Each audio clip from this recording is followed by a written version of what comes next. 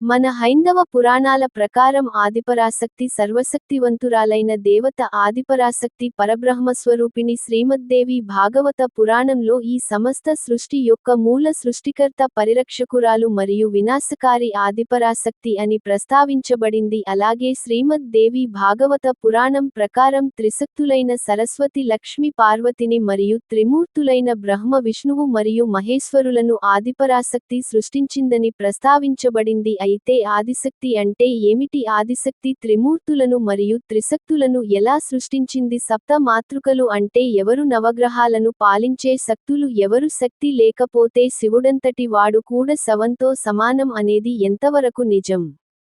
శివుడికి ఎంతమంది భార్యలు? అలాగే పార్వతి ఎన్నిసార్లు ఈ భూమిపై అవతరించింది? కాబట్టి రండి వీటితో పాటు ఇంకా మరెన్నో ప్రశ్నలకు సమాధానాలను ఈ వీడియోలో తెలుసుకుందాం. ఆదిశక్తి అంటే మొదటి శక్తి అని అర్థం. ఇది ప్రతి మనిషిలో అంతర్గతంగా ఉండే ఆదిమ శక్తి. అంతే కాకుండా యావత్ దృష్టి యొక్క పుట్టుకకి మరియు వినాశనానికి కారణమైన క్రియాత్మక అదృశ్య శక్తి. ఈ శక్తిని మూడు రకాలుగా విభజించారు: ఇచ్ఛాశక్తి, జ్ఞానశక్తి, క్రియాశక్తి. ఏ పని చేయాలన్నా ఆ పని చేయాలని ఇచ్ఛ అంటే కోరిక కలగాలి, అదే ఇచ్ఛాశక్తి. తర్వాత ఆ పని ఎట్లా చేయాలని ఆలోచన చేయడమే జ్ఞానశక్తి. ఇచ్ఛ, ఆలోచన, జ్ఞానం రెండు కలిగిన తర్వాత కార్యాచరణ జరుపటమే క్రియాశక్తి. ఆదిశక్తి దేనిని సృష్టించాలన్నా ఈ మూడు శక్తుల కలయిక తప్పదు. ఈ చరాచర సృష్టి మొత్తం ఈ మూడు శక్తుల కలయిక నుండే ఉద్భవించింది. ఒకానొక సమయంలో ఈ విశ్వంలో ఆదిశక్తి తప్ప మరెవ్వరూ లేరు.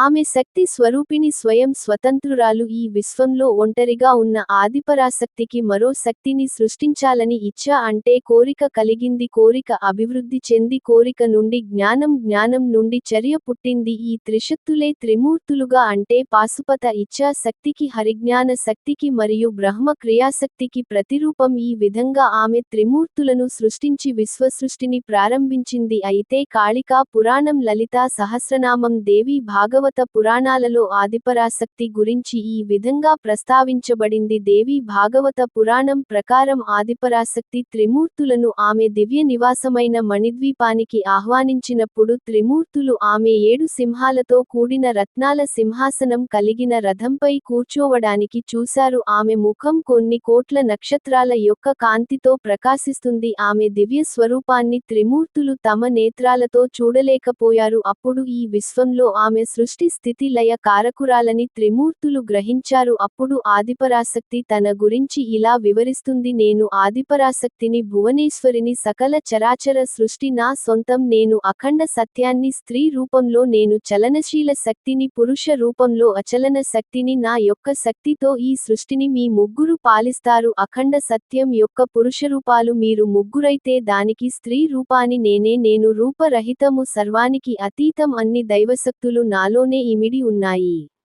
నేను శాశ్వతమైన అపరిమిత శక్తిని చెబుతూ బ్రహ్మ దేవుడితో: ఓ బ్రహ్మ, ఈ విశ్వానికి సృష్టికర్త నీవే. జ్ఞానానికి, సంగీతానికి గుర్తింపబడిన రూపాంతరము శారదా దేవిని భార్య, నీ భార్యతో కలిసి ఈ విశ్వాన్ని సృష్టించు అని చెబుతూ శ్రీ మహావిష్ణువుతో: ఓ నారాయణ, నీవు ఎదురులేని, మరణం లేని ఆత్మవి. నీకు రూపం లేకపోయినా రూపాన్ని పొందుతావు. భౌతిక రూపాన్ని పొందే దేవతలందరికీ నీవే అధిపతివి. ఈ విశ్వాన్ని సంరక్షించే బాధ్యత నీదే. ఈ సృష్టిలో జీవాలనే రక్షించడానికి నీవు వివిధ రూపాంతరాలని చెందుతాం. నీవు ఏ విధంగా అయితే బ్రహ్మని సృష్టించావో అదే విధంగా బ్రహ్మ ఇతర దేవతలను సృష్టిస్తాడు. నీవే పరమాత్మ, వెలుగుకి ప్రతిరూపమైన నా మరొక్క రూపాంతరము లక్ష్మీదేవి. నీ భార్య జీవం ఉద్భవించే సమయానికి ఈ విశ్వాన్ని పరిశీలించి పరిరక్షించే, ఈ బాధ్యతలని నిర్వర్తించే విష్ణువు యొక్క రూపాన్ని నీవు పొందుతావు అని చెబుతూ ఆ మహాదేవునితో: ఓ రుద్ర మూర్తిభవించిన నీ రూపం కాలగతికి చిహ్నం. నీవు రూపంలో లేనప్పుడు కాలం స్తంభిస్తుంది. నా యొక్క శక్తితో నీలో చలనం కలుగుతుంది. ఈ శక్తి ద్వారానే విశ్వవినాశనానికి, దాని పునర్నిర్మాణానికి కారకుడు అవుతావు. మహాశక్తిని అయిన నేనే నీ భార్యను. లక్ష్మీ సరస్వతులు కేవలం నాలోని భాగాలు. నా రూపాంతరాలు అన్నీ కలిస్తేనే నా యొక్క పరిపూర్ణ రూపం ఆదిపరాశక్తి అవుతుంది. నీ ధ్యానశక్తి వలన నా యొక్క అన్ని రూపాంతరాలను నీవు మించిపోతావు. అప్పుడే నేను నీ ఎడమ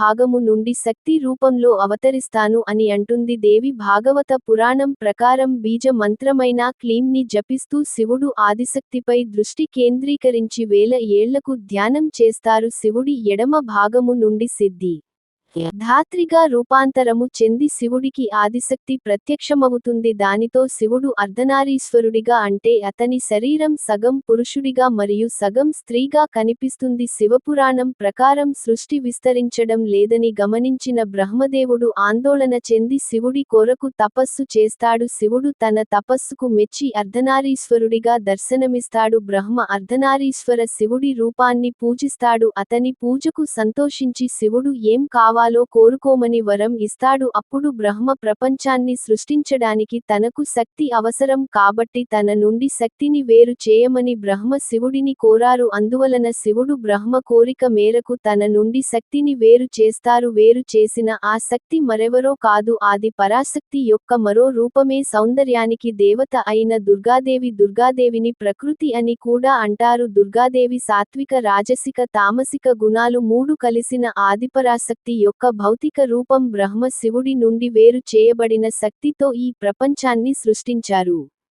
అయితే ఈ అనంత విశ్వానికి అధినేత్రి అయిన ఆదిపరాశక్తికి రూపం లేదు. మొదటి శక్తి తానే కావటం మూలాన ఇతర దేవతలకి కూడా తానే మూలము. అందుకే ప్రపంచ సృష్టి పూర్తయిన తర్వాత ఆదిపరాశక్తి యొక్క శాశ్వతమైన విశ్వశక్తికి ప్రత్యేక అత్యుత్వం అవసరం లేదు. అందుకే దానిని తిరిగి శివుడుతో ఏకం చేయాలని బ్రహ్మ విష్ణువుని ఇద్దరు నిర్ణయించుకున్నారు. ఇక్కడ శక్తిని శివుడితో తిరిగి ఏకం చేయడం కంటే బ్రహ్మ తపస్సు చేసినప్పుడు శివుడు బ్రహ్మకి అర్ధనారీశ్వరుడిగా దర్శనమిచ్చారు.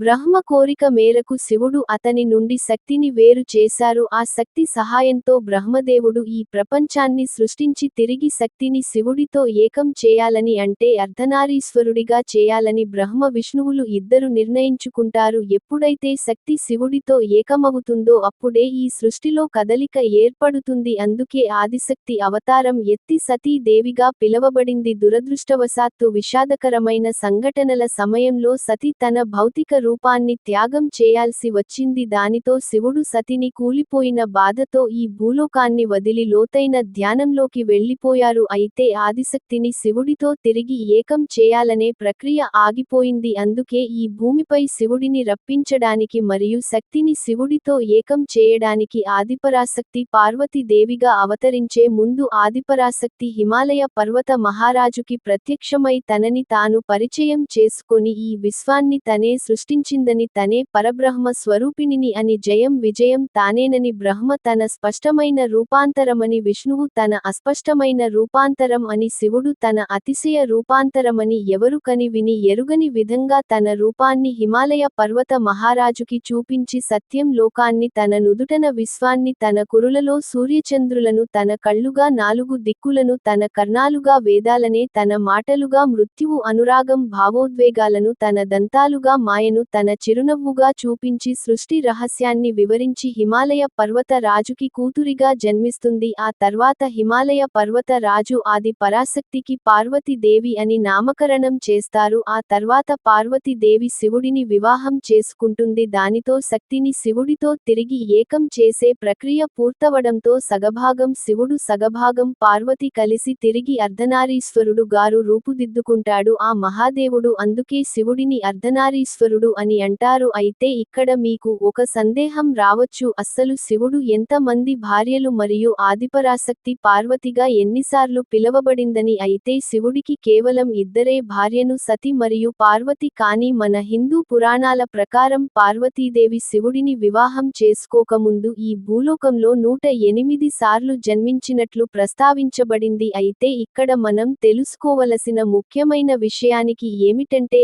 ఆదిపరాశక్తి తన మొదటి అవతారంగా బ్రహ్మ దేవుడి సతి అయిన మహా సరస్వతిగా అవతరించింది.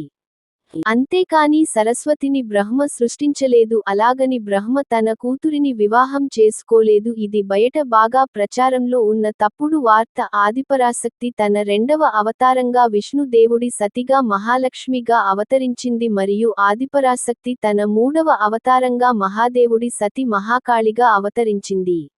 మహాకాళిని దుర్గాదేవి అని కూడా అంటారు. బ్రహ్మ కోరిక మేరకు శివుడి నుండి వేరు చేసిన ఆదిపరాశక్తి రూపమే దుర్గాదేవి. అలాగే సప్త మాతృకలైన బ్రాహ్మణి, వైష్ణవి, మహేశ్వరి, ఇంద్రాణి, కౌమారి, వారాహి మరియు చాముండేల పుట్టుక కూడా ఆదిపరాశక్తి నుండే జరిగింది.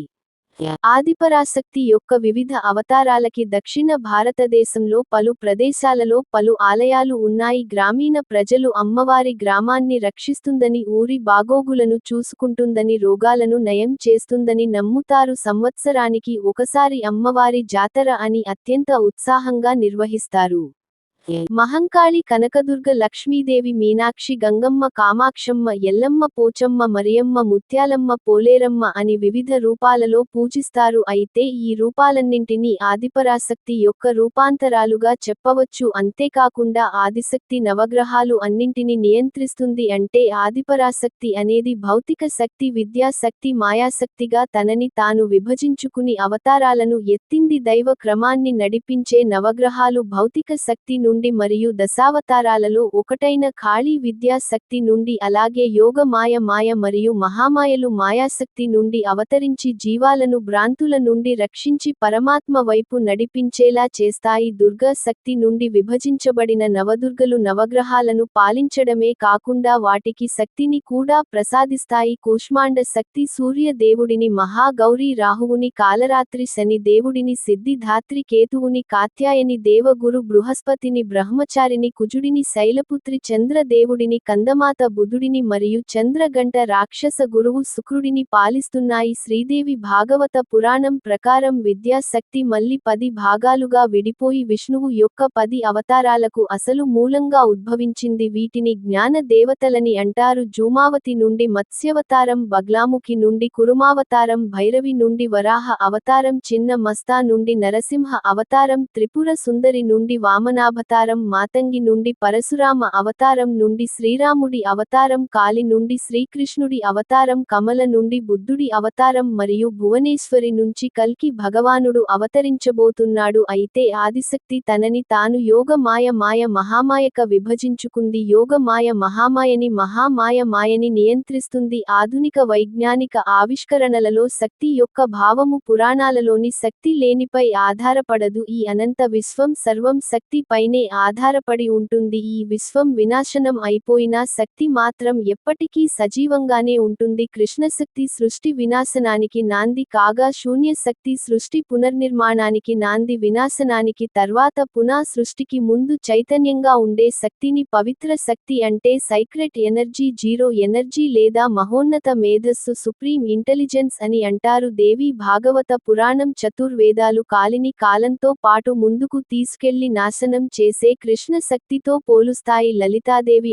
పిండ బ్రహ్మాండాన్ని సృష్టించడం, అది విస్ఫోటనం చెందడం, తర్వాతి కాలంలో ఈ విస్ఫోటనమే విశ్వముగా అవతరించడం వంటి విషయాలు నేడు మనం చదువుకుంటున్న బిగ్ బాస్ తెరతో పోలికలు ఉన్నాయి. ఇది విన్న తర్వాత చాలామందికి చాలా ప్రశ్నలు వస్తుంటాయి. వాటి అన్నిటికీ సమాధానం ఇప్పుడు నేను చెప్పినది మీరు సరిగ్గా అర్థం చేసుకుంటే దానిలోనే మీకు సమాధానం దొరుకుతుంది. శివపురాణం, విష్ణు పురాణం నుంచి వాటిలో త్రిమూర్తులే గొప్ప వారిని, త్రిమూర్తులను ఎవరు సృష్టించలేదని స్వయంగా ఉద్భవించారని, త్రిమూర్తుల శక్తి గొప్పదని ప్రస్తావించబడింది. కానీ ఆదిపరాశక్తి అంటే ఎవరు, తను ఎప్పుడు ఎలా జన్మించినదని మాకు అర్థమయ్యేలా చెప్పండని మునులు మహామునులు అందరూ శ్రీకృష్ణని వద్ద పురాణాలను తెలుసుకున్న స్తుతుడిని అడుగుతారు. అప్పుడు సుతుడు ఇలా సమాధానం ఇచ్చాడు: ఈ ప్రశ్నలకు సమాధానం ఎవ్వరు ఇవ్వలేరు. బ్రహ్మనాథ మహర్షుల వంటి గొప్ప వారిని ఈ ప్రశ్నలు అయోమయానికి గురిచేస్తాయి. శ్రీ మహావిష్ణువే సకల శక్తులు కలిగిన వాడు, సర్వంతర్యామి అని కొందరు భావించి అతని పూజిస్తారు. మరికొందరు అర్ధనారీశ్వరుడే గొప్పవాడని అంటారు. వేదాలలో సూర్యుడే పరమాత్మ కావటం వలన సూర్యుడిని ఆరాధించడమే ఉత్తమం అని ప్రస్తావించబడింది. కొందరు బ్రాహ్మణులు అవగాహన హేతువు వేదమంత్రాలను